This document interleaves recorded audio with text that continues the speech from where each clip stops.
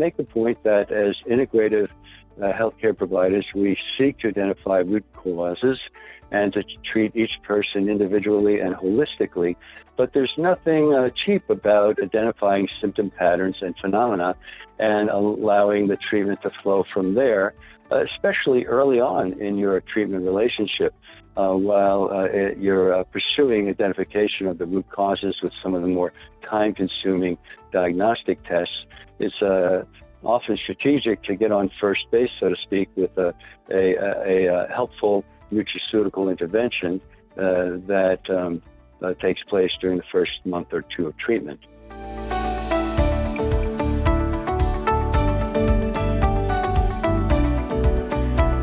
More than most classes of nutraceuticals, you will have or can have cytochrome P450 and other biokinetic effects. Also, in my experience, and it's somewhat in the literature, perhaps greater than the use of SAMe and some of the amino acid products and antioxidant products, you'll have allergic reactions and asymptomatic mild elevations of LFTs.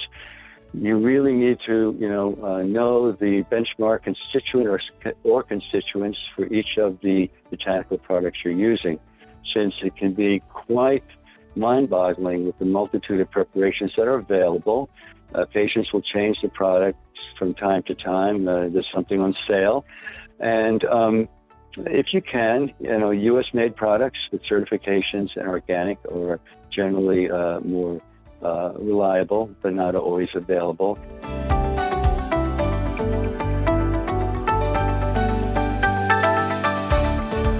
I approached this matter with trepidation a decade or more ago when I began a more substantial integrative psychiatric practice because, everyone has an opinion about what is safe and not safe for a fetus and for a woman during pregnancy.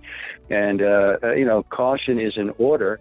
But, the same doctors who would dismiss the use of SAMe perhaps for women who are seriously depressed during pregnancy would think nothing about saying, to take a full dose of an SSRI, which can also be effective for depression during pregnancy.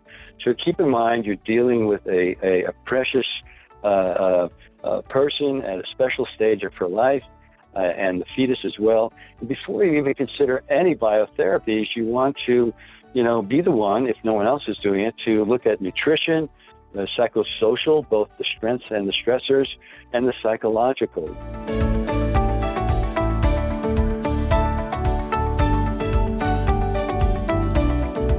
So depression is highly prevalent in those who have chronic illness, and there's a high bidirectionality involved where having these illnesses increases the risk of developing depression and vice versa.